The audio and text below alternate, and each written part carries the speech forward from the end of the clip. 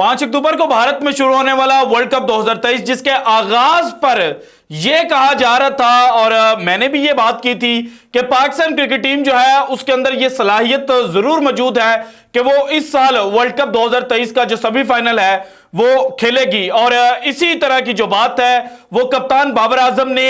जनाब भारत रवाना होने से पहले की थी। और उनसे जब प्रेस कॉन्फ्रेंस के अंदर यह सवाल पूछा गया था कि क्या टॉप 4 के अंदर आप पहुंच जाएंगे, तो उन्होंने कहा था कि आप तो हमें बड़ा जनाब नीचे रैंक कर रहे हैं, हम तो बड़ा ऊपर का सोच रहे हैं। और वो ऊपर का सोचने का मतलब यह था कि अगर हम वर्ल्ड कप 2023 जीतते नहीं तो फिर कम से कम हम वर्ल्ड कप 2023 का सेमीफाइनल जो है वो जरूर खेलेंगे। लेकिन अब जिस तरह से पाकिस्तान ने अपनी कैंपेन एंड की है वो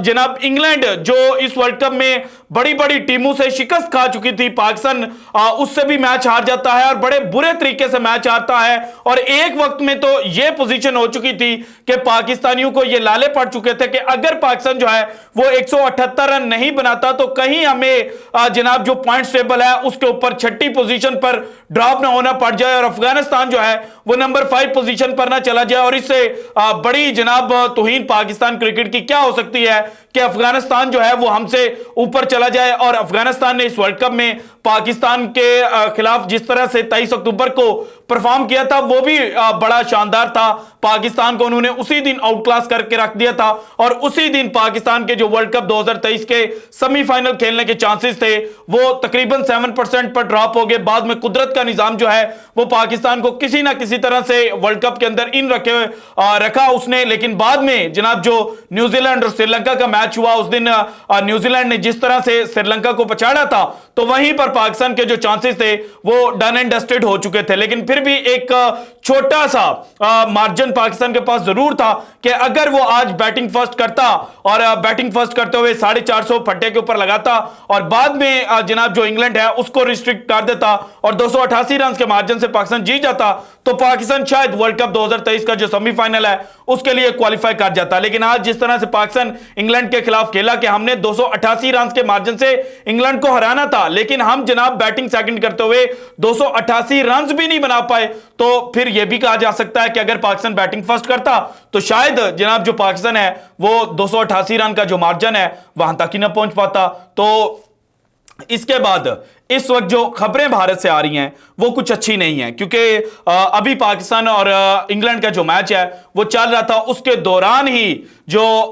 एक खबर है वो पब्लिक हो जाती है कि पाकिस्तान टीम जो है वो कब भारत से जनाब उनका डिपार्चर होगा और कौन कौन सा प्लेयर कहां कहां पर उतरेगा और कप्तान बाबर आजम जनाब कब पाकिस्तान पहुंच रहे हैं। क्योंकि जब बाबर आजम पाकिस्तान पहुंचेंगे तो उनको रिसीव करने के लिए शायद उनके जो फैमिली मेंबर्स हैं वो वहां पर मौजूद ना हूं, लेकिन पाकिस्तान का जो मीडिया है और खास तौर पर जो बाबर आजम को कप्तानी से दूर करना चाहते हैं वो लोग जरूर वहां पर मौजूद होंगे और बाबर आजम से ऐसे सवालात किए जाएंगे जिनका जवाब बाबर आजम के पास बिल्कुल भी नहीं होगा। क्योंकि बाबर आजम ने 27 सितंबर को जब भारत रवाना होना था तो उस वक्त पाकिस्तानी शायकीन जो है उनको यह उम्मीद दिलाई थी कि जनाब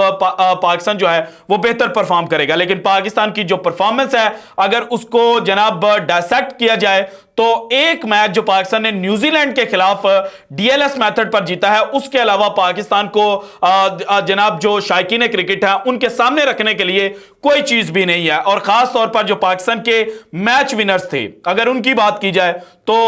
3 मैच विनर्स जो हैं उनके बारे में बात की जा रही थी कि ये जो 3 खिलाड़ी हैं ये पाकिस्तान को बहुत आगे तक वर्ल्ड कप में लेकर जाएंगे। वर्ल्ड कप के आगाज से पहले ही जनाब जो बाबर आजम है उनके हवाले से भारत के जो बड़े कमेंटेटर हैं अक्षय बुगला उन्होंने भी कहा था कि जनाब बाबर आजम जो हैं वो इस वर्ल्ड कप में बहुत आगे जा सकते हैं। गौतम गंभीर ने तो यहां तक कहा था कि बाबर आजम जो हैं वो इस वर्ल्ड कप में तबाही मचा देंगे। लेकिन बाबर आजम की जो अपनी परफॉर्मेंस है वो कहां पर है और उनकी जो इनिंग्स आई हैं जो 50s उन्होंने स्कोर किए हैं, मासवाए जो 66 रन उन्होंने न्यूजीलैंड के खिलाफ स्कोर किए थे जहां पर फखर जमान जो है वो जनाब मारता जा रहा था न्यूजीलैंड के बॉलर्स को, वहां पर 66 रन सिर्फ मैच विनिंग साबित हुए। बाकी जो इनकी 3 50s हैं वो तीनों 50s पाकिस्तान वो मैच हार जाता है। तो बाबर आजम के ऊपर भी बहुत ज्यादा सवालात हैं। हालांकि उन्होंने जो प्रेस कॉन्फ्रेंस कल की थी उसके अंदर उन्होंने ये बात की थी कि मैं अपनी परफॉर्मेंस जो है उससे मुतमईन हूं और इसी वजह से कप्तानी छोड़ने की जो बात है वो खुद नहीं की जा सकती। और अब जिस तरह से यह खबर सामने आई है कि कप्तान बाबर आजम अकेले लाहौर पहुंचेंगे, तो यह इंडिकेट कर रहा है कि जनाब पीसीबी जो है वो बाबर आजम के पीछे नहीं खड़ा और पीसीबी चाहता है कि जनाब बाबर आजम जो है वो खुद स्टेप असाइड हो जाएं, खुद कप्तानी जो है वो छोड़ दें, क्योंकि जो करंट पीसीबी का सेटअप है उसको बुरी तौर पर कुछ इख्तियारात जो हैं वो हासिल हैं, लेकिन मुकम्मल इख्तियारात चूंकि ज़का अशरफ साहब के पास नहीं है, इसलिए वो बाबर आजम को तो घर नहीं भेज सकते। सो अब ये प्लान बना है कि बाबर आजम को किसी तरह से मजबूर किया जाए, उनको मीडिया के जो भूखे शेर हैं उनके सामने डाला जाए, शिकारी की तरह जनाब जो मीडिया है वो उनका बाबर आजम का शिकार करे और बाबर आजम फिर मजबूर होकर, क्योंकि उनको मेंटल स्ट्रेस इतनी दी जाएगी कि वो मजबूर होकर जो कप्तानी है उसको छोड़ने की बात करें। हालांकि जो पाकिस्तान के बाकी दो मैच विनर्स थे, जिनमें जो सबसे बड़ा मैच विनर था वो शाहीन शाह अफरीदी था, क्योंकि शाहीन शाह अफरीदी ने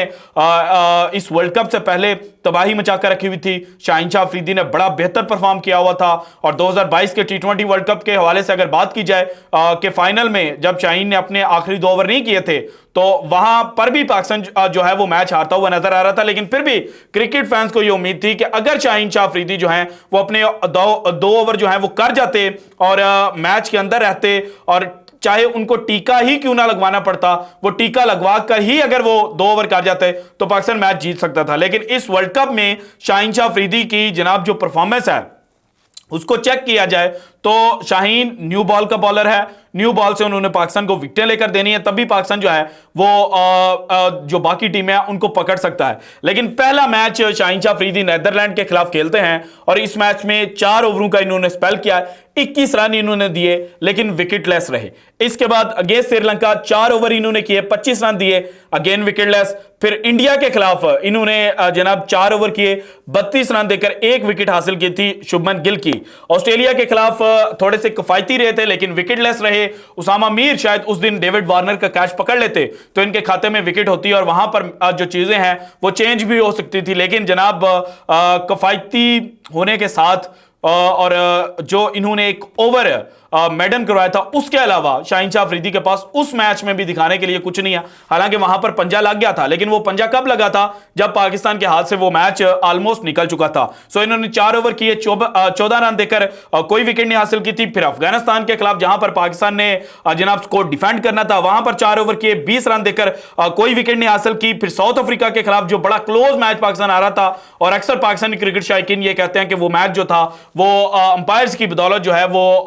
साउथ अफ्रीका जीता था। अगर वो तबरेज शमसी को आउट दे दिया जाता जो कि बाद में अंपायर्स कॉल आया था तो पाकिस्तान शायद आज वर्ल्ड कप में बहुत आगे जा चुका होता। लेकिन उस मैच में भी 4 ओवर किए शाहीन ने और 26 रन देकर सिर्फ 1 विकेट जो है वो हासिल की थी। फिर अगेंस्ट बांग्लादेश 5 ओवर किए, 10 रन देकर 2 विकेटें हासिल की। न्यूजीलैंड के खिलाफ 4 ओवर किए, 28 रन देकर कोई विकेट नहीं हासिल की और इंग्लैंड के खिलाफ 5 ओवर किए और 27 रन देकर कोई विकेट नहीं हासिल की। सो जो इनिशियल ओवर्स के अंदर पाकिस्तान का सबसे बड़ा हथियार था वो इस वर्ल्ड कप में बिल्कुल फ्लॉप हुआ। आपने सिर्फ 1 विकेट बड़ी टीम के खिलाफ, तगड़ी टीम के खिलाफ हासिल की थी और वो थी साउथ अफ्रीका। बाकी बांग्लादेश तो पाकिस्तान से वैसे ही नीचे रैंक करता है और बांग्लादेश के खिलाफ विकेटें आपने ली तो वो तो हम इस तरह से दिखा नहीं सकते। हालांकि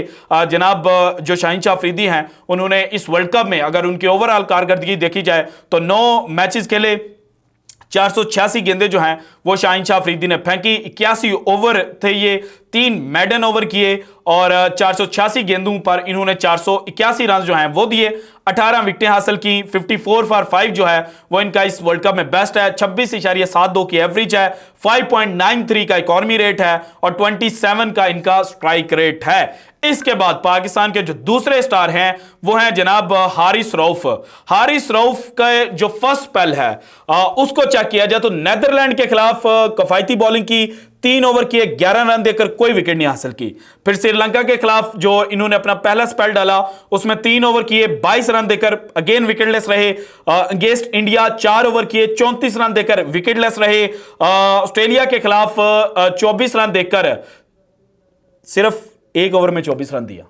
मैं कहने लगा था 24 रन देकर 1 विकेट हासिल की थी, 1 ओवर में 24 रन दिया था और विकेटलेस रहे। फिर अफगानिस्तान के खिलाफ 1 ओवर में 17 रन दिए थे और विकेटलेस रहे। फिर साउथ अफ्रीका के खिलाफ 3 ओवर किए 23 रन देकर विकेटलेस रहे। बांग्लादेश के खिलाफ 2 ओवर किए 18 रन देकर 1 विकेट हासिल की। न्यूजीलैंड के खिलाफ 4 ओवर किए 28 रन देकर विकेटलेस रहे और इंग्लैंड के खिलाफ 3 ओवर किए 31 रन देकर विकेटलेस रहे। अब जनाब ना तो ये किफायती बॉलिंग की मासवाए नेदरलैंड के, बाकी सारे मैचेस के अंदर जनाब ये विकेटलेस भी रहे। बांग्लादेश के खिलाफ भी 2 ओवरों में 18 रन दिए थे, 9 के जनाब जो इकॉनमी रेट है उसके साथ, और 1 विकेट हासिल की थी। सो अब ये जो दोनों फास्ट बॉलर हैं जो पाकिस्तान की बॉलिंग लाइनअप की बैकबोन समझे जाते थे, ये तो बुरी तरह फ्लॉप हुए और इसी वजह से पाकिस्तान को जनाब इस वर्ल्ड कप में जो बड़े रन्स हैं वो भी पड़े और पाकिस्तान जो कुछ मैचेस में अच्छे रन करने के बावजूद जो डिफेंड है वो नहीं कर पाया। और इन दोनों बॉलर्स को अब चाहिए तो ये पाकिस्तान भेजिए एक लंबी छुट्टी पर और इनको बोले कि ज़रा जाएं अपने जो बचपन के कोचेज़ हैं उनके पास जाएं और उनके पास जाकर जनाब दोबारा से जो फास्ट बॉलिंग है ना वो सीख कर आएँ, क्योंकि आप पेस के साथ तो बॉलिंग कर रहे थे, हारिस तो पेस के साथ बॉलिंग कर रहे थे। आज भी इनिशियल ओवर में इन्होंने 1-2 बॉल जो थी वो थ्रेटनिंग की, लेकिन एक ही लाइन एंड लेंथ को जनाब हारिस रऊफ ने भी नहीं पकड़ा और शाहीन शाह अफरीदी ने भी नहीं पकड़ा और इसी वजह से पाकिस्तान जो है वो हारा भी है। अब कोई माने या ना माने, लेकिन इन दोनों खिलाड़ियों का और बाबर आजम बजाते खुद इसमें शरीक हैं, इन तीनों खिलाड़ियों की परफॉर्मेंस की वजह से जो पाकिस्तान है वो इस वर्ल्ड कप में लेट डाउन हुआ है और तारीख में पहली दफा पाकिस्तान को एक सिंगल वर्ल्ड कप में 5 मैचेस जो हैं वो हारने पड़ गए हैं। सो ये भी पाकिस्तान ने एक शर्मनाक रिकॉर्ड जो है वो अपने नाम कर लिया है। और प्लेयर्स की अगर बात की जाए कि प्लेयर्स कब कब पाकिस्तान पहुंच रहे हैं, तो जो खबर हमारे पास आई है उसके मुताबिक जनाब पाकिस्तानी जो प्लेयर्स भारत में मौजूद हैं वो 2 हिस्सों में भारत से ट्रैवल करेंगे पाकिस्तान के लिए। जो पहले 11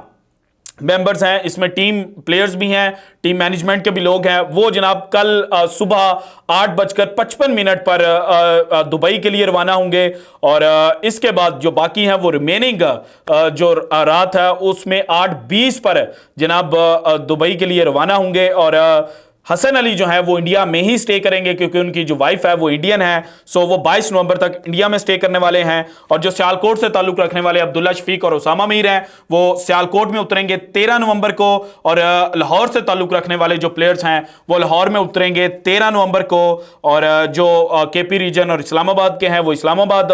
एयरपोर्ट पर लैंड करेंगे 13 नवंबर को। और बाबर आजम वाहिद खिलाड़ी होंगे जो जनाब 12 नवंबर को ही पाकिस्तान में 13 नवंबर की मॉर्निंग में लैंड करेंगे। और जब 13 नवंबर की मॉर्निंग में वो लैंड करेंगे तो फिर जनाब बहुत ज़्यादा जो सवालात हैं वो बाबर आजम से किए जाएंगे। बाबर आजम को अब जवाब भी देना पड़ेगा क्योंकि बाबर आजम एक लंबे अरसे से पाकिस्तान क्रिकेट टीम के कप्तान हैं। और टीम के हवाले से भी बातें आई थी कि बाबर आजम ने अपनी मर्जी की टीम जो है वो सिलेक्ट की है। सो ये मर्जी की टीम 5 मैचेस क्यों हारी है और जो बड़ी टीमें थी उनके खिलाफ क्यों नहीं जीत पाई, इसका जो जवाब है वो बाबर आजम को अब देना पड़ेगा। So this is it from today's episode. अगर आपको वीडियो पसंद आई तो लाइक कीजिएगा, ज़्यादा से ज़्यादा शेयर कीजिएगा, अपनी कीमती राय का इज़हार लाजमी कीजिएगा और अगर आपने अभी तक चैनल को सब्सक्राइब नहीं किया तो कर दें। शुक्रिया, अल्लाह हाफिज़।